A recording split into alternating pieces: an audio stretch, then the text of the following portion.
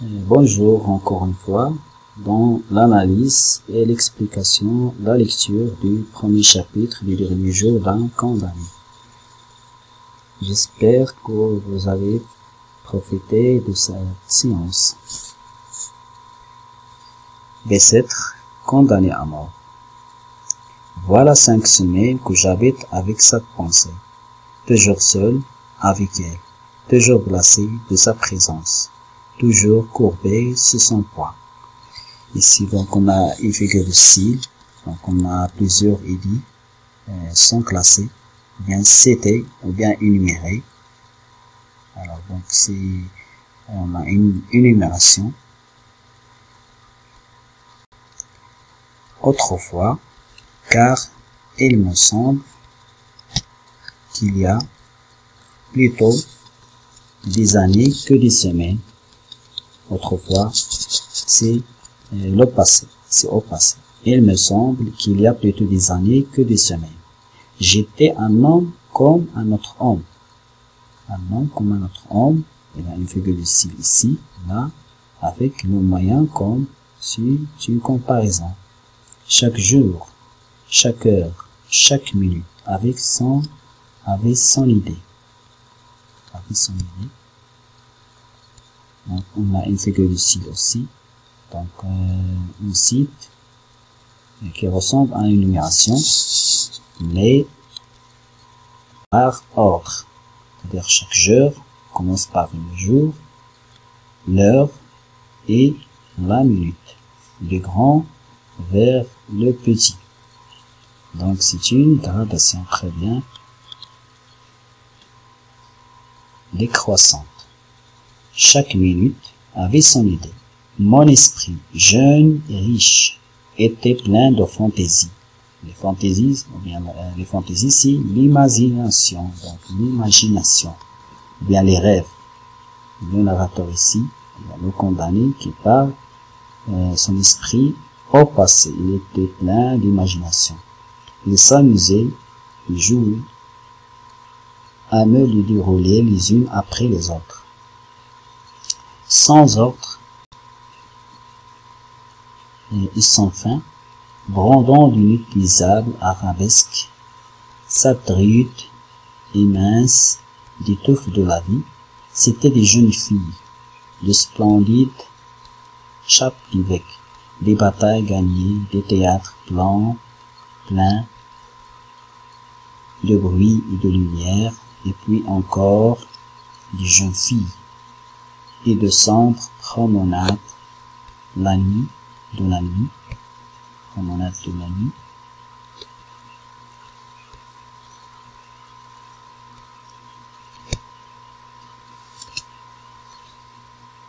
ceux les larges bras de marronniers. Les marronniers, ce sont des arbres. C'était toujours fait dans mon imagination. Je pouvais penser à ce que je voulais. J'étais libre. Alors, le condamné ici, au passé, il était libre, joyeux, libre. Rien ne perturbe sa vie. Elle était normale comme les autres hommes. Après, le deuxième paragraphe, maintenant, elle réfère au présent, c'est aujourd'hui. Alors, on va voir la différence entre son passé et le présent du narrateur, ou bien le condamné qui parle. Maintenant, je suis captif. Alors, maintenant, il est captif, il n'est pas libre. Donc, on a une opposition entre le passé, autrefois, dans le premier paragraphe, et prisonnier, ou bien captif, n'est pas libre. Donc, c'est une figure de style entre les deux paragraphes. C'est-à-dire, on a le contraire entre deux paragraphes, ou bien ce qu'on appelle antithèse. On a l'antithèse. Voilà, remarquez bien, la fin, j'étais libre, autrefois, il est libre, et maintenant, au présent, vous savez, encore, je suis captif, c'est-à-dire prisonnier. Mon corps est offert dans un cachot. Donc, son corps est prisonnier. Il est prisonnier physiquement. Mon esprit est en prison. Les deux. Donc, vous avez double emprisonnement du condamné. Physiquement d'abord, par le corps, et deuxièmement, il est prisonnier bien captif par l'esprit. Parce que son esprit ne peut pas réfléchir à autre chose, sauf à une idée. Et en prison dans une idée, alors qu'il s'appelle une horrible, qui fait peur, une sanglante, une implacable. Il dit la même chose, on a des classements, des mots dans un même domaine. Donc, on énumère, ou bien énumération. Je n'ai plus qu'une pensée, qu'une conviction, qu'une certitude. Voilà, donc c'est une énumération ici. Donc, une pensée, une conviction qui donc va vers la gradation. Donc, c'est une gradation. Donc, il pense d'abord par une pensée. Après une conviction devient la pensée devient une conviction. Après une certitude, c'est quoi? C'est la condamnation à mort. Condamné à mort. Condamné à mort. C'est-à-dire, maintenant, le prisonnier, il ne peut pas, il est captif physiquement et moralement, les deux, par le corps et par son esprit. Il ne peut pas réfléchir à autre chose, sauf la condamnation à mort. Parce qu'il est dominé par quoi? Par condamnation à mort. Condamné à mort. Alors, remarquez, il y a la répétition de condamné à mort plusieurs fois, 3 fois. Quoi que je fasse, il est toujours là. Cette pensée, c'est l'anaphore, la répétition est toujours là. Cette pensée infernale, comme un spectre de plomb. La comparaison, on compare ici la pensée à un spectre de plomb à mes côtés, qui fait peur, seul et jalouse, chassant tous titres, distraction, c'est-à-dire si il chasse toute imagination, tout rêve, tout divertissement, il ne peut pas jouir de la vie face avec moi misérable. Lui, donc il est misérable, il me secouant dessus de mains de glace quand je veux lui tourner la tête ou fermer les yeux. Donc on ne peut pas ni rêver, ni s'amuser, ni dormir à cause de la peine de mort. Il se glisse sur toutes les formes, mon esprit voudrait la fuir. Il se met comme un refrain horrible. La comparaison, si à toutes les paroles qu'on m'adresse se colle avec moi aux grêles hideuses de mon cachot. Se colle avec moi de mon cachot. Cachot, c'est le champ lexical de la prison, ou bien, oui, comme la cellule, c'est le synonyme de la cellule. Donc, vous avez les mots qui appartiennent au champ lexical de la prison, cachot, cellule, etc. Ou bien captif, la même chose.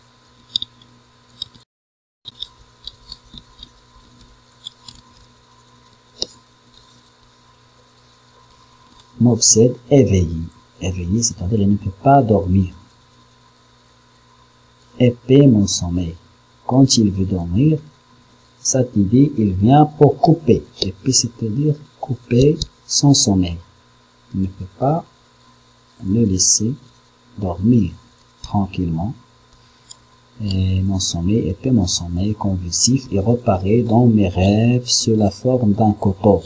Donc, dans ces rêves, il apparaît cette idée et devient, ou bien apparaît comme un couteau dans ses rêves. Et donc, par analogie, donc on a une figure ici, mais sans moyen. Donc, métaphore, ou bien c'est comme la personnification, donc, la métaphore. Je viens de m'éveiller en sursaut. C'est-à-dire, il se réveille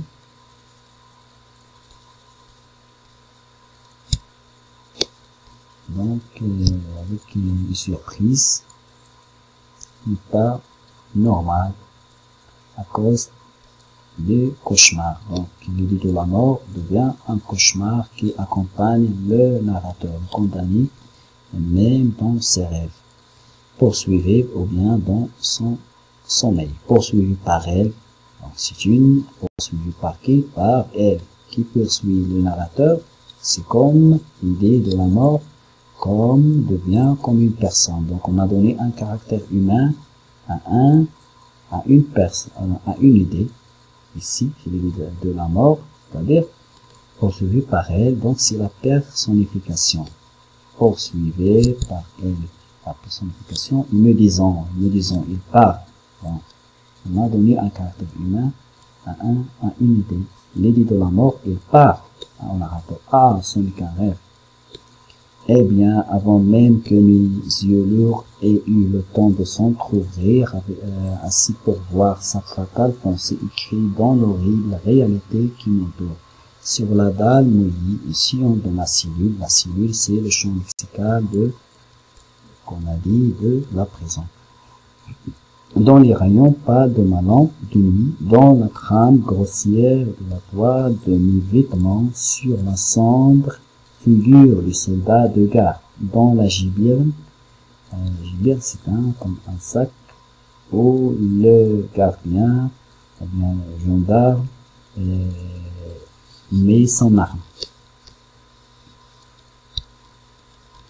Relie à travers la grêle du cachot. Il me semble que déjà une voix a murmuré à mon oreille. Condamné à mort. C'est-à-dire, elle me semble. C'est-à-dire, il y a la comparaison ici. Elle paraît bien qu'il y a une voix qui murmure, ou bien parle d'une voix basse à l'oreille de condamné à mort. Vous savez donc la répétition de condamné à mort. Donc, pour résumer l'étude de ce passage, le condamné au passé. Il y a l'opposition donc entre deux moments de la vie du condamné dans ce passage. Eh bien, ce chapitre ou l'incipit, le premier passage, le narrateur était au début, au passé, libre, heureux, calme, tranquille, comme les autres, avec sa famille, mais à cause de quoi? La condamnation, c'est la condamnation à mort, a changé la vie du narrateur, car maintenant, il a devenu, il paraît captif, prisonnier, malheureux, il souffre de cette idée de la mort qui le rend prisonnier physiquement et prêt moralement, qui chaque fois il empêche ses rêves, son imagination, il ne laisse pas jouir de la vie. Donc ici c'est la domination de la condamnation à mort, bien l'idée de la mort sur la psychologie du narrateur qui ne peut réfléchir à rien. Donc j'espère que vous avez bénéficié de cette explication et à une prochaine séance. Et au revoir et merci pour votre attention.